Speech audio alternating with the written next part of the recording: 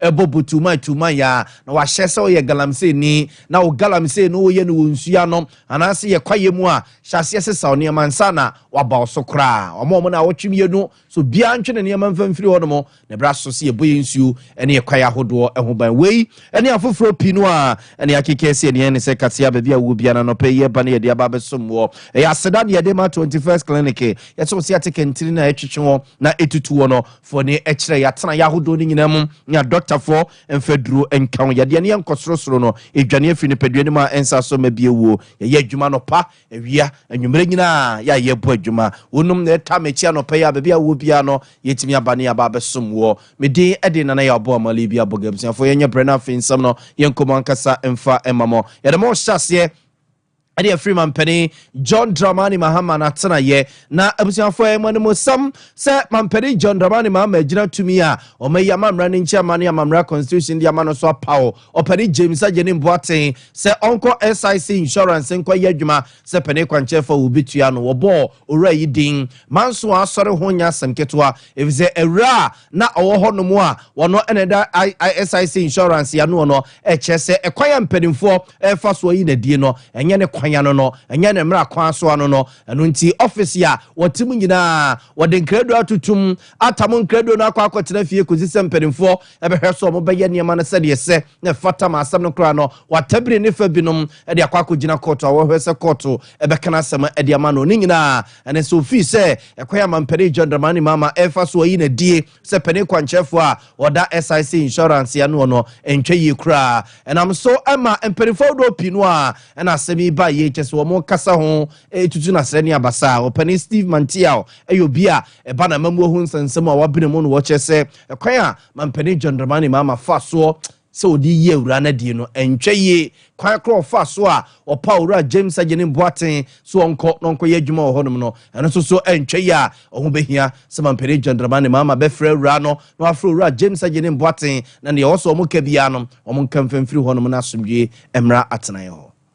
Yeji mamini ekuri ho ene yeji obi fofo se ombehye nanan eno no ene imra ebebra sina medical canon eye board ni wo tumi se obetu sa na mo no wo hwe GCBDA the announcement of the removal of the MD and the replacement no eye board no ene yeye ensile enho asem bie ni ho maka ni se wie no yenya yen hye no so se that same way no NGC pro edi akoko to pen am say 2021 am Supreme Court ebua ye say heads of state-owned enterprises no no is not autonomous just say undimi say omodia no antise dey bia ba bi ko nje say omunyina enso ko obiya no contract ya de man no appointment in the terms of the contract no say you so say the contract no enso ya undimi nyini free ho sana mra ne ekire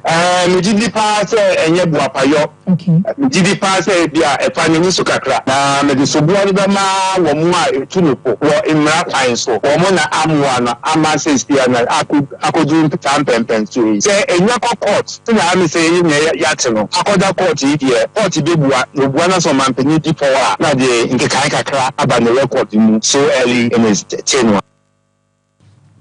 Observanti we Dr. Steve Mantiao and the attending can we be a bana mamu ho ensensemu a wabene mu pa ena na ocheche nsemu kakra ede akire ye no ye nto aso ye mfa bonko Mampeni John Dramani Mahama atena ye ebiewu na wodi aproba hyehye so wonfinfi mantem ne nyina ya seda ena ode magada ma de hye wugidi sununko ye nya wo mu ene abano ye tu ne bum ede ema no no wahyase ede dase anesa ema okomantama hudo no musoso no wakwa se ne mpuntudwuma esi ekoso si ade mo kase okomfinfi mantem one nananom ne adehye wonfinfi mantem kukuchiae ema wahyebo se emra wo bonto no wo bi ade bia no wato din se eye Mahama case so na sa Mahama no ose enche bia obebodwa no apa hontuma ne nyina eye enyarewa binum asesei kese akoye huhu a ekunkum yemrante ne yemaba wa yedwene ho a yente ase ne ekosibro ne frɛ ne se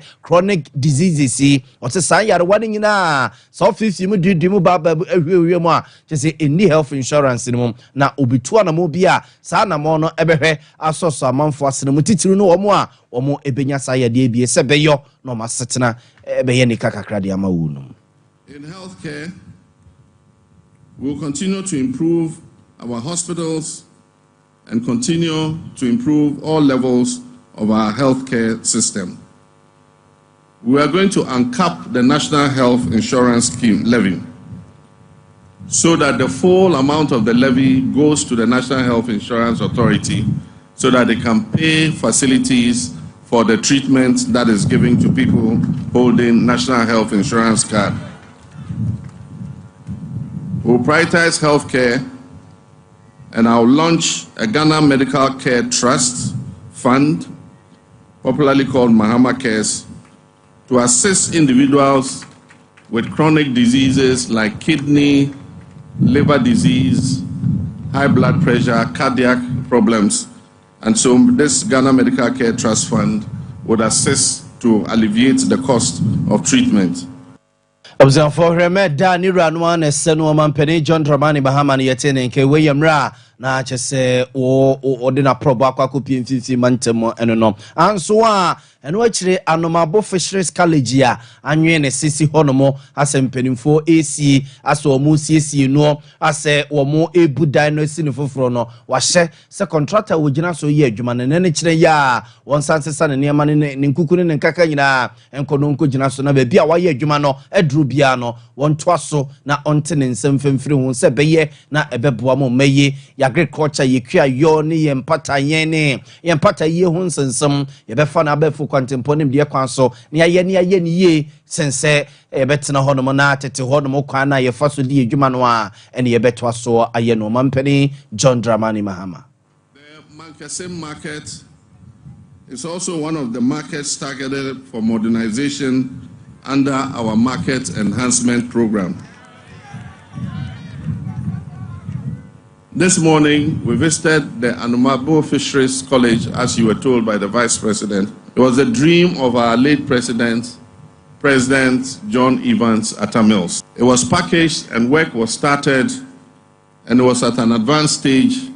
of completion for the first phase when we left office. It is unacceptable that for 8 years that project has been abandoned and has not been continued. Observe nti we ye mampeni John Dramani Mahama ne yete ke we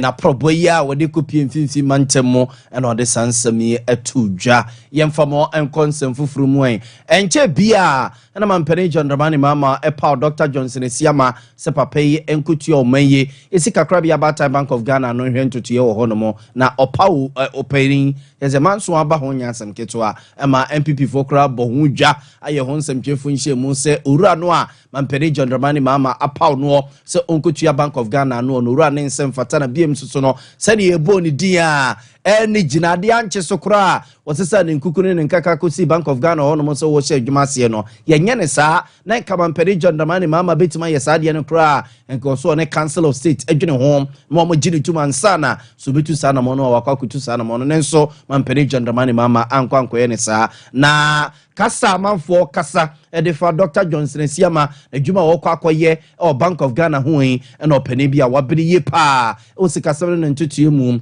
ora Richmond atua hene doctor ekire se wono hunfum so bia ewo ora Johnson Siama adwuma wo kwakoye o Bank of Ghana ho no na mampeni John Dramani Mahama so no anye bone bia se oso ora no enko Bank of Ghana enko ye adwuma wo no because we have been in a bad situation. Let me make it clear. Those who are saying that, who brought us to this position? Who brought us to this position? The country is owing 66 billion. You have restructured only 45 billion. Then instead of you keeping quiet to let us see how we go around it, people are just making noise. I call it noise. The president said, I have nominated him. And the former governor has gone to tell the president that I'm existing. Do we need that we need the seat with nobody there? The country is not in a good position. abusuafo nti weye eye Dr. Richmond etua hene a wabene ye pa wusika semna ne ntoto ehu ne yete ne nka no weyi eye Dr. Johnson Siama mampene John Dramani mama aboni din so wonko ye adwuma Bank of Ghana sepene mpa chese amanfo ko ho ntintini NPP fo ye ho nsɛmtwefo nhyemu ne ade no a na o kyerɛ sɛ onwumfom so ene how be wo ho owura no entoa so enko ye na adwuma fi so man ne ba bia ye gina no ye nyina ye sika sem nyina anwene se eka mene o man no into fi se mampene John Dramani mama na montuo no ne kwaso a ano no afei mfa momra santemantema sei opani a mampene John Dramani mama aboni din so mehwa santemantemu so se regional minister Emmanuel Dr. Frank Amwakohene na papa ni nsɛmtwefo abutumai kakra enrada wode etugase oya wo se wo ye galamse ni a wode nsuom ene o mayi ye kwaya hodo a ye na nanom jade to ho ma ye na ade wakogina mu ena tutututututututu onko na ehia sika onko na onum abaye wo se no no sa ompere to mpene no a amamo na wotwemienu sa montwemo mfidie gina emfemfiro mansana watoa mo kwaye nim ene ye nsu ahodo no ho na waba be ye de wo so wo ye Dr. Frank Amakoyene ensemo de tudwa ene yeah, I say, if I'm going to be here, maybe a job. It be for back to the 15 states. And about the move from so I start here. I get Bibia about in terms of the I don't know. I take a firm stance on it to make sure the fire department to bring out a firm control over the fire situation in the region. Obasa Mantem, I'm saying maybe a job. What is say about me? I should have spoken in a clash. I am so mad and kuno actually or and also investigations into so president every year that the white people about this said then you should be who quite a fast one to the man you who was in a cobasa then they were able to make it more let me aboa ama a yard you bet me about you by near about a year and not no so by now Mahama also in to be house no and then mammy you ana oka wonsem santimantem ye mammy san e de mahe ye no say asantimantem no ye la di bone ewo eye yensuo ene mining ene de take ho in terms of galamsey and illegal mining wonsem e ko mahama na this one hunu mi ye say forest reserve ye dey do asomaya e be boa na atuna protect the climate change sem anybody say bibia e mining and e bubu bia ho nsem e ko so forest reserve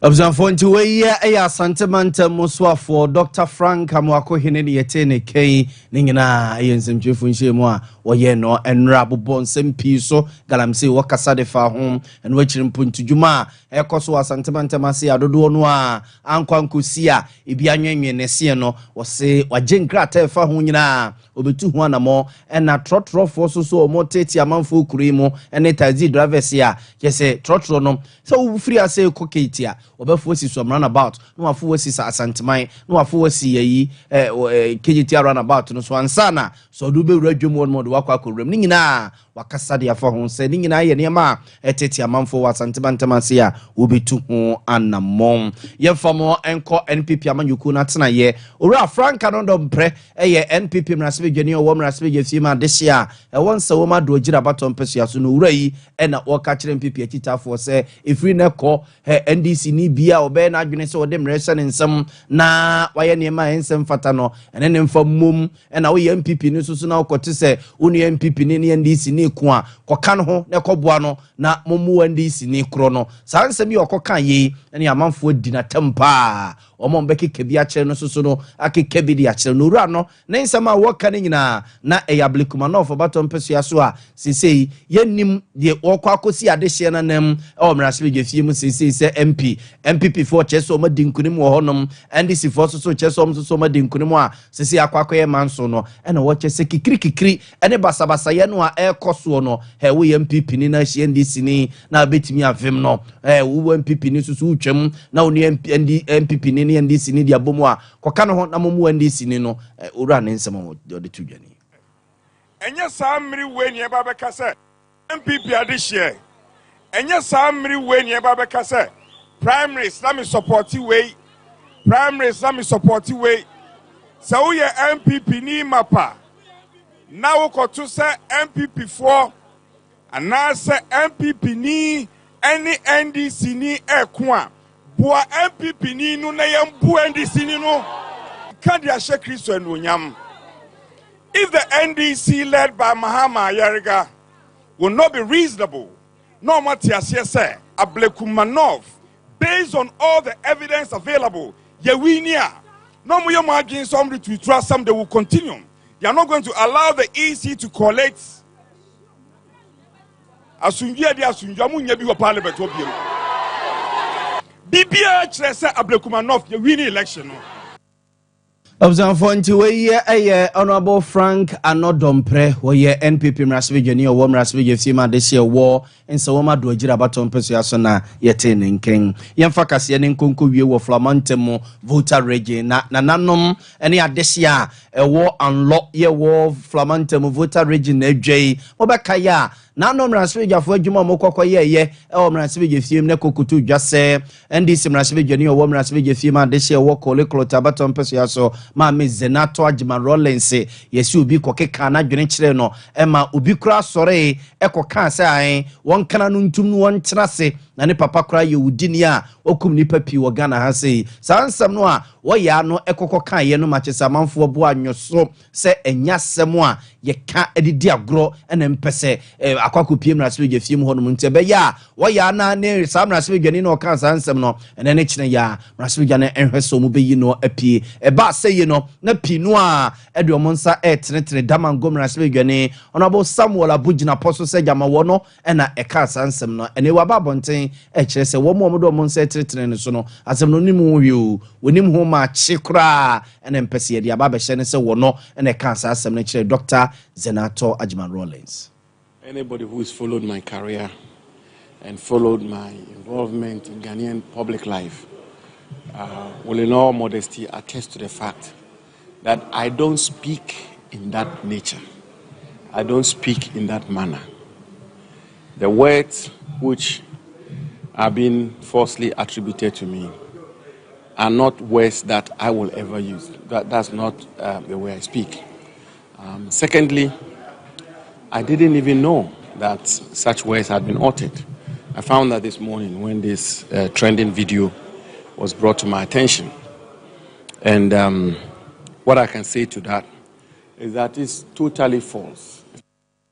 Observe for ye NPP Mrasvijani or Mrasvija Fima this year what Damango Abaton Persia so Ras Samuel Abdullah Jinapo and yetin Kane and watches a win ye when will be on farmer Meshano Nasemi winim home chekura what yanwa o kasa o Mrasvija Fim sai Dr. Zenato Ajima Rollins and Peribe Bintra non cananuntum and a papa you would dinia o kumnipepi wagana hase no or sis asem no on to be cran and pese waka. When the man yourself waya nanu nuru onomo to besrada se hwe manfo amfanche nanano mo a ewo anloso so bu afu ama mrasebedwa no nakakra se wo ma onyi sa mrasebedwa ni na mpia de also mo ye bia no wono ebeye buziafo ye gina we so na no pen seba ye baba no de baba so mo no ye de masia ne asore ama man hina asaso atrase bio e de ade acha bi adwumadi ato amoso anopei bedi e de nana ya abo mali bia boga kukua ene eye azuka nom ne mranche mabawa no aka ne tamachi manopei etimi baba so mo tika no o nurse na wo to asem e fa wo sie mu na